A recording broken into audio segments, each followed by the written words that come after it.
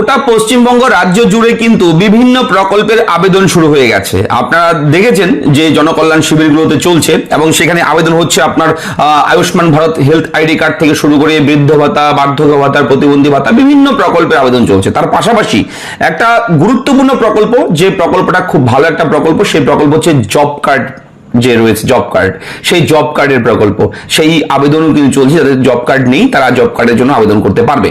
তো আজকের এই ভিডিওতে আমি দেখাবো কি করে আপনারা ফর্ম ফিল আপ করবেন জব কার্ডের জন্য। একদম নতুন ফর্ম, পশ্চিমবঙ্গ রাজ্য সরকার প্রদত্ত সেই ফর্মটা ফিল আপ কি করে করবেন, কোথায় জমা করবেন, কোন কোন কাগজপত্র আপনার রাখতে হবে, সেই ফর্মের সঙ্গে কোন কোন কাগজপত্র আপনার অ্যাটাচ করে জমা করতে হবে, সমস্ত কিছু, এবং জব কার্ড আপনার হয়েছে কিনা সেটা আপনি অনলাইনে কিভাবে চেক করবেন। তার পাশাপাশি যদি আপনার জব কার্ড হয়ে যায় কিংবা হয়েছে, তাহলে সেই জব কার্ড অনলাইনের মাধ্যমে আপনি কিভাবে ঘরে বসে পাবেন, ডাউনলোড করতে পারবেন, সবকিছু A to Z সমস্ত তথ্য জব কার্ডের আজকের এই একটা ভিডিওতে আমি প্রোভাইড করতে চলেছি।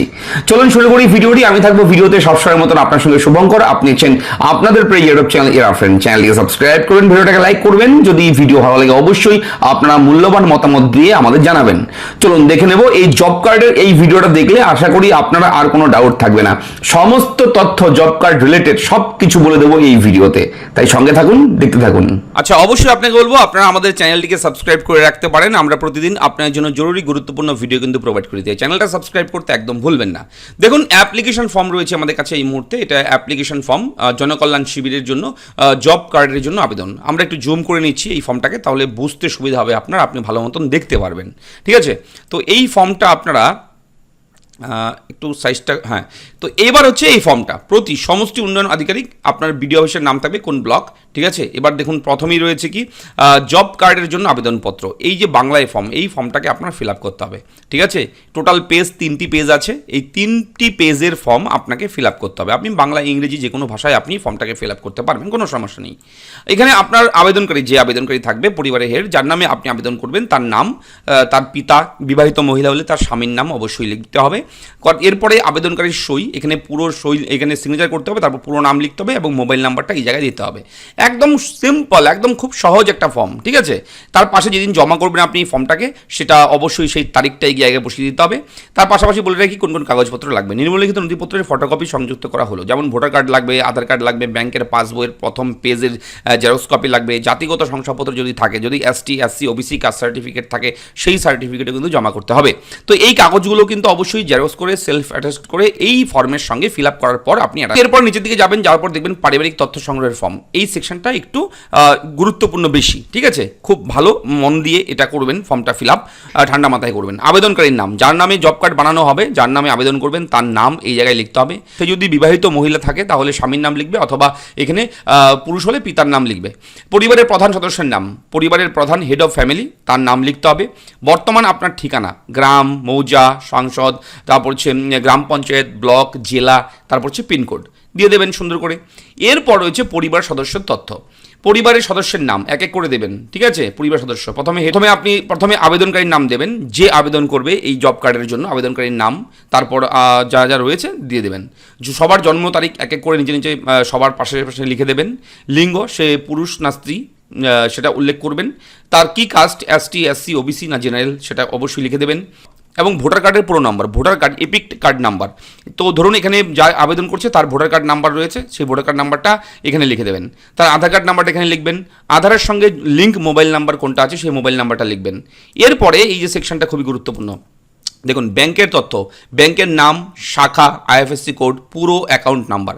তো বলে রাখি এখানে জায়গাটা খুব কম দিয়েছে এই ফর্মে, এই জায়গাটা একটু বড় দেওয়ার দরকার ছিল, কেননা এতগুলো তথ্য দিতে হবে, সেহেতু জায়গাটা খুব কম। তবে আপনারা চেষ্টা করবেন ছোটো ছোটো করে, সুন্দর করে, শর্ট করে। ধরুন স্টেট ব্যাংক অফ ইন্ডিয়ার অ্যাকাউন্ট আছে আপনার এত বড় স্টেট ব্যাংক অফ ইন্ডিয়া লেখার দরকার নেই, জাস্ট ছোট্ট করে SBI লিখবেন। ঠিক আছে, শর্ট করে লিখে দেবেন সব কিছু। ঠিক আছে, এবং অবশ্যই অ্যাকাউন্ট নাম্বারটা আবার শর্ট করবেন না, যদি 10টা সংখ্যা হয় 10টাই লিখতে হবে, না হলে অন্য জায়গায় চলে যাবে টাকা। ঠিক আছে, তো যেটা অ্যাকাউন্ট নাম্বার সেটা কিন্তু আপনার সেম লিখতে হবে। তো জাস্ট ব্যাংকের নামটা আপনি শর্ট করে লিখতে পারেন। এরপর হচ্ছে ঘোষণা। ওপরের প্রদত্ত সমস্ত তথ্য আমার জ্ঞান ও বিশ্বাস মতে সত্য। যদি কোনো তথ্য মিথ্যা প্রমাণিত হয় তবে আইন অনুযায়ী আমার কিংবা আমাদের বিরুদ্ধে গৃহীত যে কোনো ব্যবস্থা মেনে নিতে আমরা বাধ্য থাকবো। একটা ডিক্লারেশন রয়েছে, এখানে আবেদনকারী যে আবেদন করবে তার সিগনেচার করবে এবং নিচে এখানে পুরো নাম লিখতে হবে। এবং ঠিক আছে, এটা কিন্তু অবশ্যই এই জায়গাটায় পুরো নাম লিখতে হবে। এরপর রয়েছে কি দেখুন, শ্রীমতীর কাছ থেকে নতুন জব কার্ড ইস্যু করার জন্য আবেদনপত্রে ফর্মের প্রদত্ত তথ্য যাচাই ব্যতি রেখে গ্রহণ করা হলো। এটা হচ্ছে অফিস ইউজ অনলি এই জায়গাটা, এখানে আপনার কিছু লিখতে হবে না। শিলমোহর কর্মচারীর স্বাক্ষর, যে আপনার ফর্মটা রিসিভ করবে সেই কিন্তু এটা লিখে আপনার সই করে দেবে। ঠিক আছে, এরপরে সেকশনটা হচ্ছে আধার অথেন্টিকেশনের জন্য পারমিশন। আধার কনসেন্ট ফর্ম, এটা ইংরেজিতে রয়েছে এবং এখানে বাংলাতেও রয়েছে। আপনারা অবশ্যই কিন্তু এটা ফিল আপ করবেন। আপনার নাম লিখবেন, আপনার জব কার্ড নাম্বার এখানে দিয়ে দেবেন, I having job card number যদি থাকে দিয়ে দেবেন। অবশ্যই কিন্তু holder and Aadhaar card number দিয়ে দেবেন। ঠিক আছে, এগুলো দিয়ে দিতে হবে, দিয়ে সিগনেচার করতে হবে। এরপর এখানে রয়েছে কি, আমি বাংলায় রয়েছে আমি, আপনার নাম, আবেদনকারীর নাম থাকবে, আমার জব কার্ড নাম্বার, অর্থাৎ জব কার্ড নাম্বার হবে একটা, আপনি যখন আবেদন করবেন সেখান থেকেই জেনে আপনি এটা আবেদন করবেন। ঠিক আছে, এবং আধার কার্ড নাম্বার এখানে দিতে হবে, দিয়ে এখানে টিপসই যদি পারেন টিপসই দেবেন, সই না জানলে তা না, যদি সই করতে পারেন সই করবেন, না হলে টিপসই দিলেও চলবে। আপনি এখানে সই কিংবা টিপসই দেবেন, দিয়ে সম্পূর্ণ নামটা এখানে লিখে দিতে হবে। বাস এতটুকু কাজ। এই ফর্মটাকে আপনার ফিল আপ করতে হবে।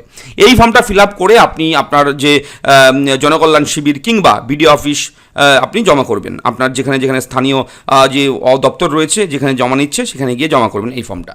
এবং এই ফর্মের সঙ্গে এই ডকুমেন্টগুলো জমা দিতে হবে। আমি আগেই বলেছি আপনাদেরকে, জমা দেওয়ার পর আপনাদেরকে যেতে হবে, দেখুন কতদিন পরে এই জব কার্ডটা পাওয়া যায় সেটা। বর্তমানে আপনারা জানেন নতুন সরকার রয়েছে পশ্চিমবঙ্গ রাজ্যে, খুব দ্রুত কাজ চলছে। বিভিন্ন পরিষেবা মানুষের কাছে পৌঁছে দেওয়ার জন্য সমস্ত কাজ কিন্তু দ্রুত গতিতে চলছে। সেহেতু এতদিন সময় নাও লাগতে পারে, খুব কম সময়ের মধ্যে আপনার জব কার্ড ইস্যু হয়ে যাবে। এবং জব কার্ড চলে এলে আপনার যে এলাকার পঞ্চায়েত রয়েছে, পঞ্চায়েতের সঙ্গে ডিসকাশন করবেন, পঞ্চায়েতের কাছে খবর থাকবে, অথবা অঞ্চল অফিসে, পঞ্চায়েত অফিস, মিউনিসিপ্যালিটি অফিস সেখানে পাবেন, অথবা আপনারা কিন্তু বিডিও অফিসে যোগাযোগ করতে পারেন, সেখানেও কিন্তু জব কার্ডের লিস্ট টাঙিয়ে দেওয়া হয় অনেক সময়, এবং সেখান থেকে আপনি তথ্য জানতে পারবেন। তাছাড়া অনলাইনেও আপনি চেক করতে পারবেন। তার জন্য আপনারা গুগলে যাবেন, গুগলে গিয়ে আপনি সার্চ করবেন জব কার্ড ডাউনলোড লিখে সার্চ করবেন, সঙ্গে সঙ্গে মহাত্মা গান্ধী NREGA চলে আসবে প্রথমের লিঙ্ক। প্রথমের লিঙ্কে ক্লিক করবেন, এখানে ক্লিক করার পর পরবর্তী পেজ এরকম ওপেন হয়ে যাবে। দেখতে পাচ্ছেন জব কার্ডের অফিসিয়াল ওয়েবসাইট, এটা Mahatma Gandhi national rural employment guarantee scheme. তো এখানে দেখবেন আপনার পশ্চিমবঙ্গ রাজ্যের কোন জেলার, আপনি সমস্ত জেলার নাম কিন্তু সাইডে থাকবে এখানে। ঠিক আছে, সমস্ত জেলার নাম থাকবে। এখান থেকে আপনার যে জেলা সেই জেলাটা আপনি জাস্ট ক্লিক করবেন। ক্লিক করলে পরবর্তী পেজ এরকম আসবে। এবার আপনার সেই জেলার কতগুলো ব্লক, সমস্ত ব্লকের নাম সাইডে থাকবে। যেটা ব্লক রয়েছে সেই ব্লকে ক্লিক করবেন।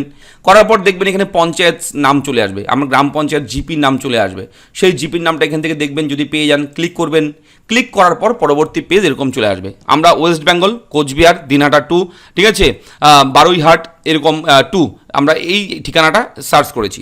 এবার এখান থেকে আপনারা দেখবেন জব কার্ড এমপ্লয়মেন্ট রেজিস্টার, এই যে দেখুন জব কার্ড রেজিস্ট্রেশন, এই প্রথমের সেকশন R1 এর 1 এই হচ্ছে আপনার 3 নাম্বার সেকশন জব কার্ড। এখানে গিয়ে ক্লিক করবেন।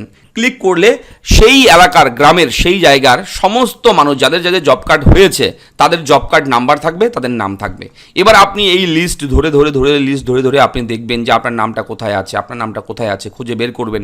যদি দেখেন যে পেয়ে গেছি, আপনার নাম নিতাই ঘোষ, আপনি পেয়ে গেছেন, তাহলে এই পাশেই যে এই নীল লেখাটা রয়েছে আপনার জব কার্ড নাম্বার, এই নাম্বার লেখাটার উপরে একবার ক্লিক করবেন। এখানে ক্লিক করার সঙ্গে সঙ্গে আপনার জব কার্ড কিন্তু চলে আসবে। এটা হচ্ছে সেই জব কার্ড। এটাকেও আপনি প্রিন্ট করতে পারেন, এটাকে জেরক্স করতে পারেন। এটা দিয়েই কিন্তু আপনি জব কার্ডের যাবতীয় কাজ করতে পারবেন। এবং এখন থেকে বর্তমানে কিন্তু 100 দিন মিনিমাম কাজ, 125 দিন পর্যন্ত কাজ হতে পারে এখন। ঠিক আছে, অবশ্যই কিন্তু ম্যান্ডেজ যে অ্যামাউন্ট সেই টাকাটাও বৃদ্ধি হয়েছে আগের তুলনায় সম্ভবত। ঠিক আছে, আপনারা সেই আপডেটগুলো পরবর্তী সময় জানতে পারবেন আমাদের চ্যানেলে, আমরা জানিয়ে দেবো। তো এই হচ্ছে আপডেট। আপনাদের কেমন লাগলো আপডেট লিখে জানাবেন, চ্যানেলটাকে সাবস্ক্রাইব করবেন। জব কার্ড রিলেটেড কোনো রকম কমেন্ট থাকলে আমাদের জানাবেন, কমেন্ট করে লিখে জানাবেন, আমরা দেখব এবং উত্তর দেওয়ার চেষ্টা করব। ধন্যবাদ।